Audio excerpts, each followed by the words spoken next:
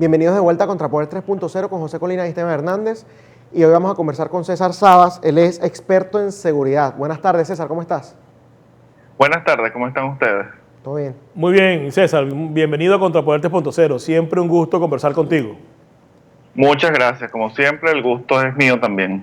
Bueno, César, la semana pasada ocurrieron muchas cosas y quiero empezar por unas declaraciones que dio el almirante Craig Faller, ¿no? El jefe del Comando Sur, cuando dijo que, y básicamente, bueno, fue lo que dijo, que había que aumentar la presión en Venezuela, un término bastante genérico, ¿no? ¿A qué tú crees que se refiere con esto? ¿Esto se puede traducir en algo militar o sencillamente seguir incrementando sanciones como lo han venido haciendo?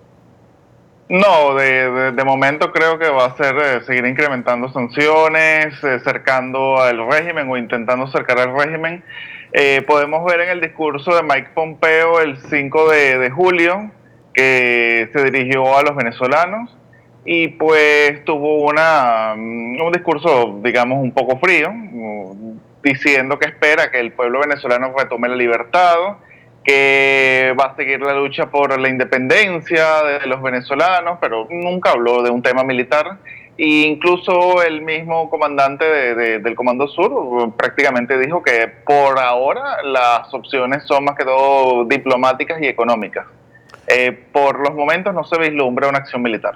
Ahora bien, César, quiero hacerte dos preguntas. La primera de ellas viene de la mano de lo que te preguntó Esteban, pero ¿tú no crees que con esto de que ha habido la judicialización de Nicolás Maduro y su entorno, recompensas por la cabeza de Maduro y su entorno, presencia de una operación antinarcóticos que cada día se va incrementando con la cantidad de naves, aeronaves que participan, prácticamente la cacería, por decirlo así, de los elementos que salen de Venezuela como Alex A y todos los que están involucrados con la revolución? ¿Tú no crees que esto sea como el caldo de cultivo para que eventualmente pudiera darse una salida de fuerza en Venezuela? ¿Tú no crees que van creando como las condiciones de tu punto de vista? Y te lo pregunto porque hasta ahora has sido muy asertivo en tus análisis y quería compartir y que compartieras con nosotros tu análisis con respecto a lo que estamos planteando.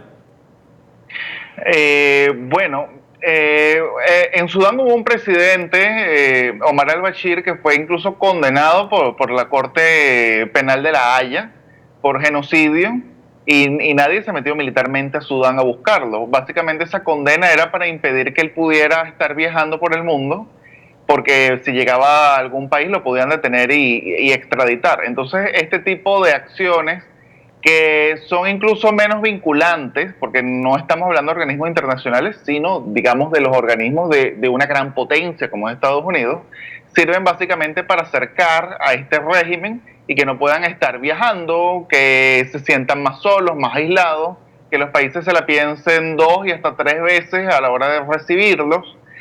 Básicamente es eso.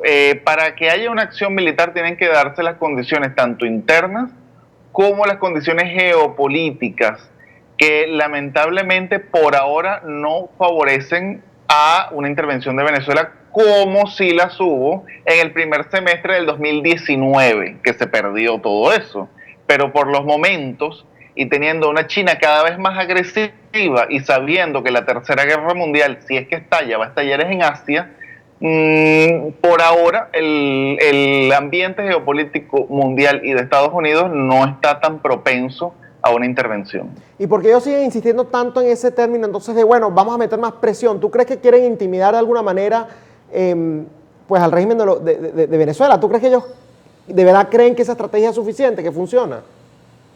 No tanto para intimidar a Maduro y que Maduro renuncie, sino tal vez para ver si hay algún cambio desde lo interno, digamos, alguien que tenga cierto peso, que pudiera darles un golpe de Estado. En mi opinión, yo lo que he podido observar es que Estados Unidos no tiene una verdadera línea estratégica de cómo actuar en Venezuela y ni siquiera conoce lo que sucede internamente en Venezuela, porque el pensar que puede haber un quiebre militar, el pensar que puede haber un golpe de Estado, ya nos dice que prácticamente desconocen todo lo que se estaba o todo lo que se da en Venezuela. Y cuando uno escucha a John Bolton y uno lee lo que él escribió, pues uno dice, bueno, por eso han fracasado, porque no sabían en qué pantano se estaban metiendo, no tenían conocimiento en nada. Entonces tenemos un Estados Unidos ahorita sin ninguna verdadera línea estratégica de cómo atacar el problema venezolano, no tiene buenos aliados en Venezuela y básicamente tampoco es que se puede retirar así como así y decir, bueno, vamos a quitar las sanciones o algo. Lo veo más que todo como patadas de ahogado. Ahora bien, también el fin de semana, o creo que fue el viernes, no sé si fue el Departamento de Justicia o alguien dijo que los barcos iraníes que fueran a ingresar a Venezuela podrían ser abordados y revisados por aeronaves o por naves norteamericanas. ¿Tú crees que esto genera alguna consecuencia? ¿Qué va a pasar ahí? ¿Las naves iraníes van a seguir su curso, van a seguir yendo hacia Venezuela o se van a restringir dada la orden que dio, creo que fue el Departamento de Justicia? ¿Cuál es tu opinión con respecto a esto?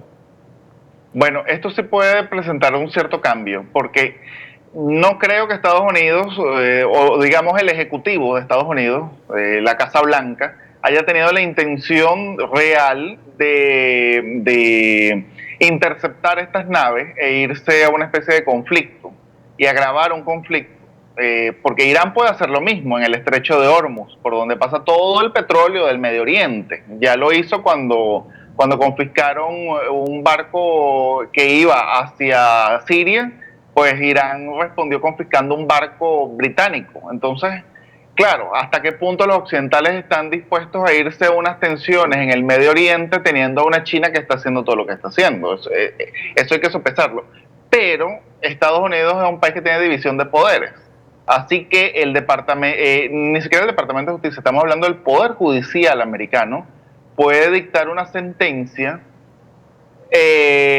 alegando que la compra de gasolina a Irán financia a la Guardia Republicana iraní, que está considerada como un movimiento terrorista por Estados Unidos.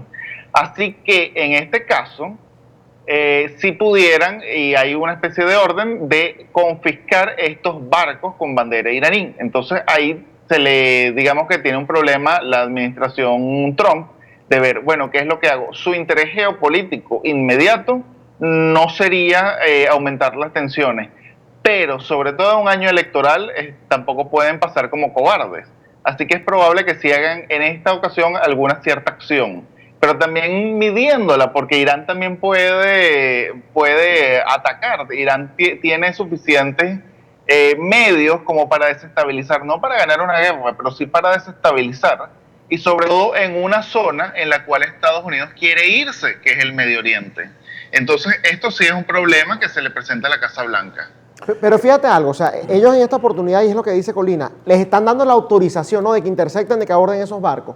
¿Tú no crees que cuando se toman ese tipo de decisiones es porque precisamente ya han estudiado qué es lo que puede suceder si cuáles serían las consecuencias? Si terminan de ejecutarla, y las consecuencias, por eso me refiero, todas las consecuencias que ellos implican. Es decir, que han tomado en cuenta lo que puede pasar en Medio Oriente, que han tomado en cuenta lo que puede pasar acá. ¿Tú no crees que es porque ya de una u otra manera lo están estudiando y están, digamos, exigiéndoles que lo hagan para precisamente no mostrarse como cobardes, como tú lo dijiste? No necesariamente, porque eso sí es una decisión que viene del Pentágono, pero si es una decisión que viene del Departamento de Justicia, lo toman con criterios de legalidad. Entonces, en este caso, con criterios de legalidad, es probable que los jueces no hayan estado tomando en cuenta mucho las circunstancias geopolíticas, sino criterios de legalidad. Y ahí es donde se le presenta un problema al Pentágono. Estados Unidos es un país con división de poderes, no es China. Si en China los tribunales dicen algo, es porque evidentemente el Partido Comunista estuvo detrás. Pero este no es el caso de Estados Unidos, y ya lo hemos visto con todas las acciones que han hecho jueces federales en contra de Trump, e inclusive en sentencias que la misma Corte Suprema de Justicia de mayoría conservadora ha tenido en contra del mismo presidente Trump. O sea, hay una división clara de poderes. Entonces no necesariamente el Poder Judicial tomó en cuenta todos estos factores geopolíticos. Y ya para concluir... Sí, no debería tomar el Pentágono. Para concluir, César, ¿tú ves con probabilidad que eventualmente, si esto sigue, las Fuerzas Armadas venezolanas, en su mayoría pues controladas por el régimen de Maduro, es decir, en su mayoría, que decir en su totalidad, controlada por Maduro, pudieran ser declaradas como una organización terrorista por el parte del Departamento de Estado de los Estados Unidos? Sí, pero bueno, eso tomaría mucho tiempo y digamos, las Fuerzas Armadas como tal sí pudiera, pero tendría que haber también una solicitud desde lo interno, es decir, que la misma oposición venezolana, o por lo menos Juan Guaidó, que de paso fue ratificado, fue reconocido otra vez por Estados Unidos como presidente legítimo, ellos mismos pidan a la comunidad internacional y a Estados Unidos en particular que los reconozcan como terroristas. Hasta ahora, la estrategia ha sido muy equivocada, que es la de tratar de que haya un quiebre militar que no se va a dar. Si empiezan a considerar como terrorista es porque ya el mismo Estados Unidos llegase a la conclusión, y no estoy hablando de Trump, que Trump parece que siempre ha estado a favor de la intervención militar, estoy hablando de la administración pública norteamericana como tal, y los intelectuales y la gente que hace vida en el Pentágono llegarán a la conclusión de que sí debe haber una intervención militar en Venezuela. Cuando ellos lleguen a esa conclusión, sí vamos a ver muchas más acciones como esa. Y ahí sí pudiéramos decir que es probable que consideren a toda la Fuerza Armada Nacional de Venezuela como una organización terrorista. Ahora bien, César, pero ¿cómo saber si el Pentágono está avanzando hacia esa vía? Porque al final del día quien da la cara es el presidente de los Estados Unidos. ¿Cómo sabemos nosotros que el Pentágono va avanzando en esa dirección? ¿O cómo podríamos saberlo? No, pero es que el mismo Bolton prácticamente lo dijo. Yo me llevé una gran decepción con Bolton. Cuando lo nombraron yo me emocioné y yo hasta hice un artículo en el Pan Am Post prácticamente emocionado de que Bolton había sido promovido. Después todos nos llevamos un chasco, una gran decepción, porque, bueno, Bolton fue una persona que pasó toda su vida política amenazando con bombardear a todo el mundo. De hecho, lo llamaban Bomba Bolton. Y resulta que lo nombran es para eso. Él no lo nombraron para ser un pacifista o para estar mandándole Twitter a Padrino. Entonces, cuando lo nombran, pues vemos que hace algo completamente distinto. Trump dice: no se crean que mi política se va a debilitar, más bien Bolton era el que me detenía, y el mismo Bolton dice, no, sí, él tenía razón, y Bolton dice que Trump proponía una acción armada y que Bolton nunca lo vio posible y que se reunía con gente que tampoco lo veían posible y le seguían la corriente a Trump y después iban hacia otra vía. O sea, entonces aquí tenemos el problema, que es un Trump que está solo, e inclusive dentro de su misma gente. Desde que Trump se montó, siempre ha habido gente a lo interno que sabotea y le filtra a la prensa muchas cosas. Entonces, pues el análisis que me toca hacer ahorita es que no pareciera que el Pentágono, por lo menos ahorita, vaya hacia ningún tipo de esas direcciones. Y mucho menos cuando en el primer semestre del 2019, que el contexto geopolítico mundial estaba favorable para una intervención, la oposición nunca fue y habló directamente con Trump, que era con quien tenían que hablar, y proponerle la situación, que quizás la historia hubiese sido distinta. Pero el día de hoy veo difícil eso.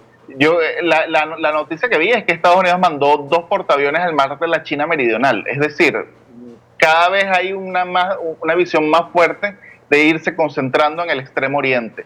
Por eso cuando el mundo le da un respiro a Venezuela y le da una ventana de oportunidad, hombre, es que no se puede perder.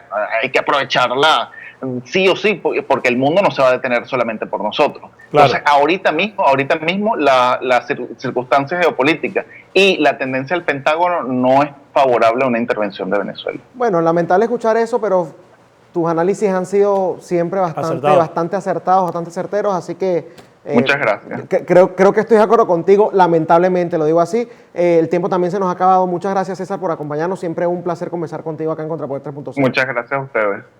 Bueno, muchas gracias. Era César Saba, analista, especialista en seguridad, él vive en Francia, tiene unos análisis muy acertados. En esta oportunidad no estoy tan de acuerdo con lo que él dice, o prefiero no cifrar mis esperanzas en lo que él está diciendo realmente. Claro. Quisiera pensar que estamos más cerca de una intervención y que estamos más cerca de una salida de fuerza. Hay elementos que me hacen pensar que pudiera ser, aunque comparto mucho lo que dice César Sabas, pero bueno, amanecerá y veremos. El tiempo es el que nos va a decir qué es lo que va a ocurrir, y lo que nos toca a nosotros es seguir ejerciendo la presión, haciendo lo necesario, aunque no tengamos la autoridad, porque no somos la oposición reconocida como tal, en este caso, o el liderazgo legítimo, nos toca hacer lo que nos toca para que el mundo sepa hacia dónde se debe avanzar. Esto ha sido todo por hoy en Contrapoder 3.0, el programa de la derecha en Factores de Poder, que definitivamente es el canal de la información. Duele a quien le duela. Nos vemos mañana. Este programa fue presentado por John de la Vega, abogado de inmigración.